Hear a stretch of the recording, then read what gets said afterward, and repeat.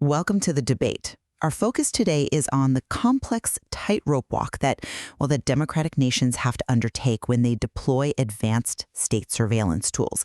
We're going to be looking specifically at the case of Uruguay's communications interception system, which is known as El Guardián. This technology, it was designed to combat very high-level organized crime, but it's generated a really fierce debate about state power, accountability, and the inviolability of private communications. And the central disagreement here, I think, revolves not around the necessity of fighting crime, everyone agrees on that, but on the effectiveness and, frankly, the sincerity of the controls that were put in place. When a state adopts a tool as potent as El Guardián, and we're talking about something capable of real-time monitoring of everything from fixed lines to mobile communications, even creating so-called mirror accounts for emails, the controls have to be, well, they have to be flawless. Exactly. And the question at the heart of our discussion today is whether the documented failures of that judicial oversight and the lack of legal transparency fundamentally undermines the system's legitimacy. Does it risk political abuse? I'm going to argue that El Guardián is an essential, legally structured, and fundamentally auditable state tool, and that despite some acknowledged and, yes, egregious administrative failures, it is legally sound. The solution is enforcement, not dismantling. And I'm going to maintain the opposite, that the systemic failure of those external controls, coupled with an institutional refusal to establish any meaningful transparency, renders this entire ecosystem of surveillance legally precarious. I mean, the formal protocols that are meant to protect citizens become completely meaningless if the executive branch can just choose not to follow them. Okay, so let's look at the legal foundation first. The implementation of El Guardián was really a necessary modernization effort. It replaced all these disparate, manual, and frankly less efficient systems with a centralized technology to fight modern threats, money laundering, terrorism, supported by laws like 18494. The key safeguard here is structural. Interception is only permissible with a judicial order. The whole process is channeled through the Sistema Automatizado de Intercepciones Legales, or SAIL. And what is SAIL exactly, for our listeners? Right. So SAIL is essentially the digital gatekeeper. It's the automated system that ensures every single intercept request is accompanied by a verifiable digital signature from the presiding penal judge. This establishes traceable consent before an interception can even happen. The authorities have been very clear. Todo lo que actúa el guardián es auditable. Everything it does is auditable.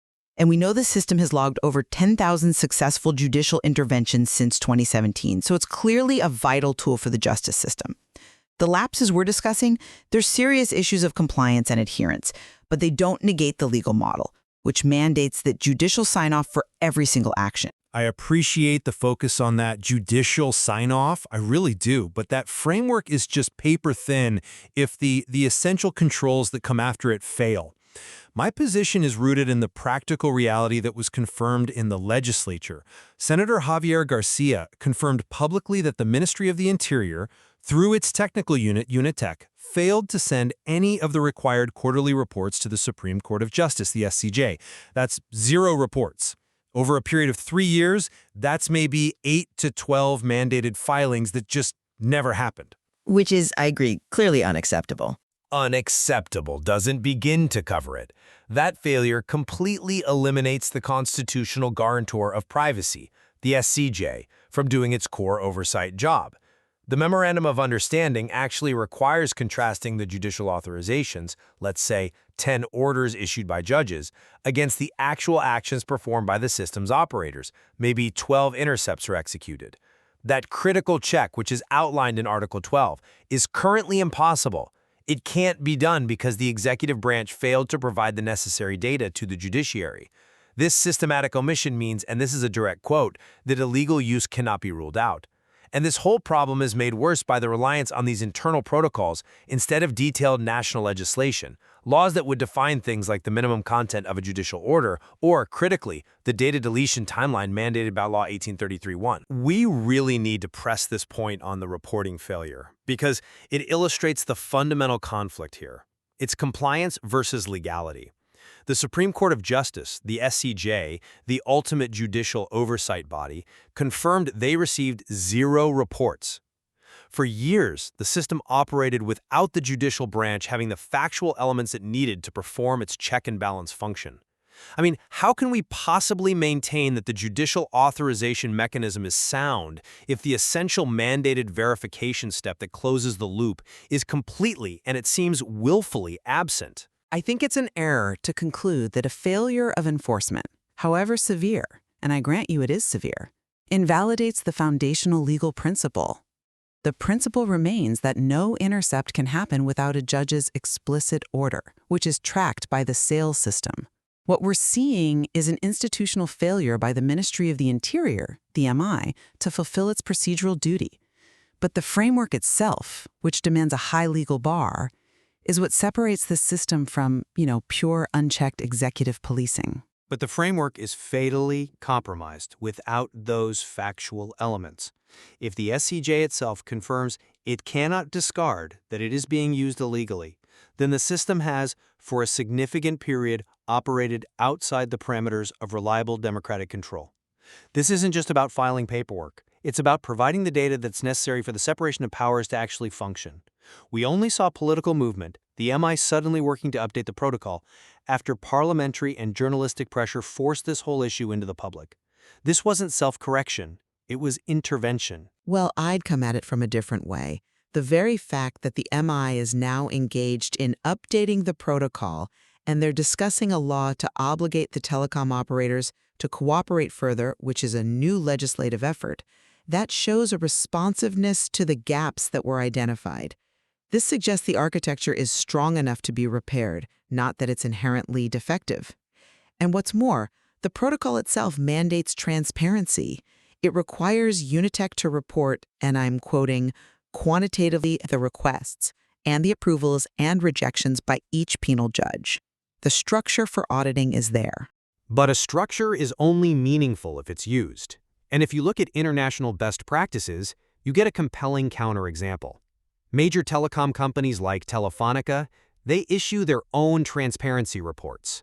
They detail interception requests across Brazil, Chile, Spain, and they explicitly report the number of requests that were rejected due to technical or legal noncompliance. That is robust, external accountability. The Uruguayan public control process, it lacked that essential layer for years. And that creates an environment that is just ripe for political abuse, especially by those who might be tempted to believe that, that the political is above the legal. And that brings us directly to the related issue of transparency and the classification of operational details, which I know you see this as a sign of institutional bad faith. We have to address the necessary balance between public knowledge and the state's security mission.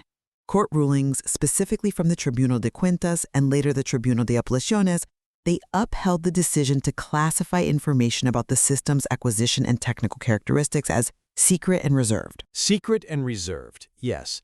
But the question is why? Agreed that publicizing the strengths and weaknesses of the surveillance technology would, quote, frustrate the employment in that task against crime. I mean, it's common sense. If the technical parameters, how it initiates intercepts, its filtering mechanisms, if those are all fully public, organized crime and terrorist groups would immediately start developing countermeasures. It would render the system useless. This classification is a critical defense mechanism for the security mission itself. It's not some arbitrary desire for opacity. I'm sorry, I just don't buy that defense. It confuses legitimate operational security with fundamental democratic accountability. You're suggesting that revealing the governance and functionality of the system will somehow compromise an ongoing operation. Civil society groups, specifically DataSoc, which focuses on digital rights, have argued powerfully that providing information on the system's basic functionalities, the internal protocols of use, the training given to judges, this is necessary public oversight, and it doesn't compromise specific investigations. But you have to acknowledge the danger. If we reveal the exact technical scope of the system, we are giving criminals a blueprint for how to evade it. But without understanding its basic scope, how can we possibly trust it?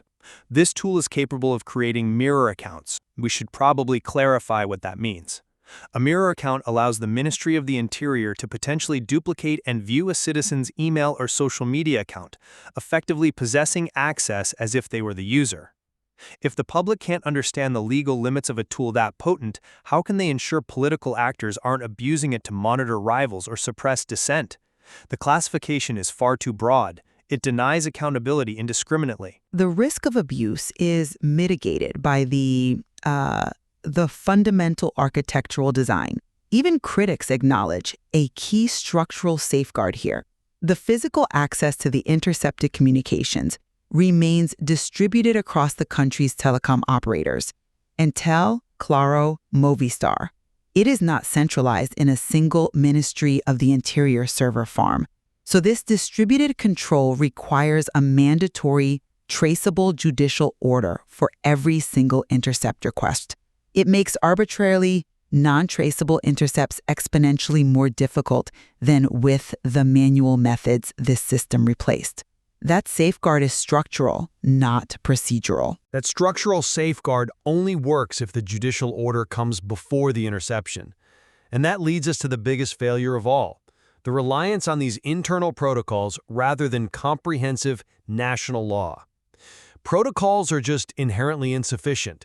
They lack the permanence and the democratic scrutiny of national laws passed by Parliament. All in a vacuum. You have the Constitution, you have specific laws like the one I mentioned, 18.494, which concerns money laundering and allows for the use of all available technological means.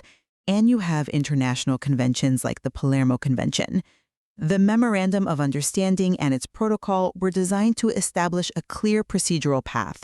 The prosecutor of the court, Dr. Jorge Diaz, he himself said that judicial operators must have clear the safeguards and scope of the system, and that the MOI must give the judiciary sufficient guarantees.